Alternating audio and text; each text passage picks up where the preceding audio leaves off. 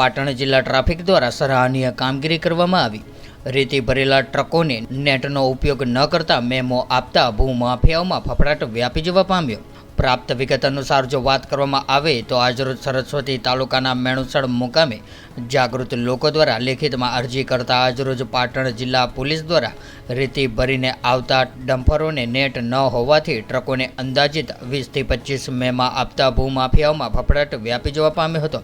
જેમાં આજરોજ પાટણ જિલ્લા police traffic PSI Shri AK ખોડલિયા તેમજ એએસઆઈ હરેશભાઈ ડી તેમજ પ્રતાપભાઈ તેમજ વાસુદેવ મોદી દ્વારા અકસ્માતનો ભોગ કોઈ પણ ન બને તે હેતુથી આજરોજ મેલુસાણ મુકામે ગોળલાલ રેડિયમ પટ્ટી ટ્રકો પર મારીને સરાહનીય કામગીરી બદલ ગામના લોકોએ અભિનંદન પાઠવ્યા હતા।